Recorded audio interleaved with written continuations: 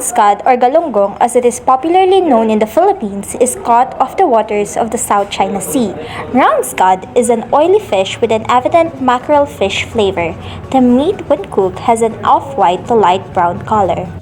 For the examination of external and internal anatomy of galunggong, the procedure are as follows. Obtain a fish, gloves, and dissecting tools. Look at your fish and orient yourself with the positioning of the fish like dorsal, ventral, anterior, and posterior.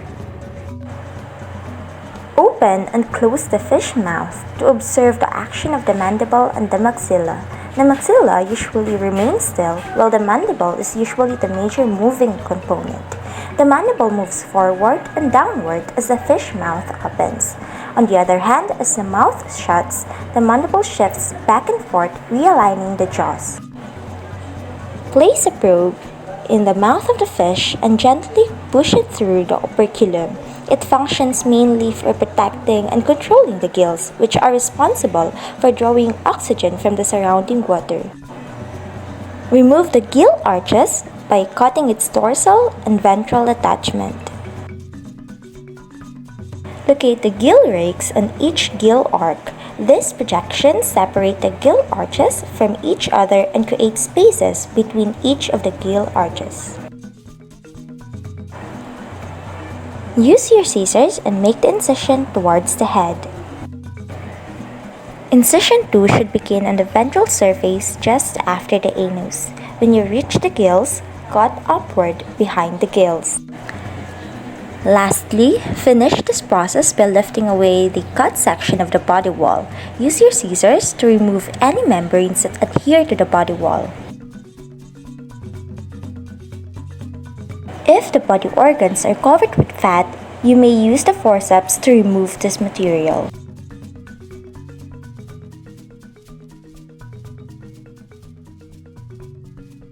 Following incision and exposure of the body wall of the fish, the internal anatomy of the fish were exposed. Here we can see various systems of the fish, which are the digestive system, reproductive system, respiratory and excretory system, and the circulatory system. After exposing the internal organs of the fish, let's identify its various organ systems. First, we have the digestive system. Trace the route of food as it passes through the fish digestive system, coming from the mouth going to the anus. Next, a tan-colored liver with the gallbladder attached underneath the liver were identified. The liver was cut from the body to expose the esophagus and the stomach.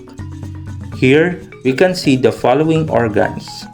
From the mouth, followed by the pharynx, down to esophagus, stomach, intestine, and anus.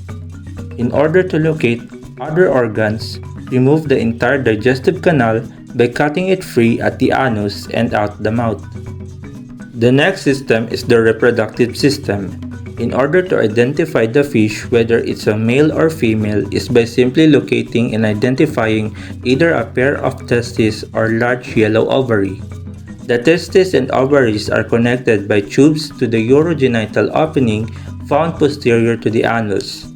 Organs under this system was identified such as the gonads or the yellow ovary filled with eggs and the anus.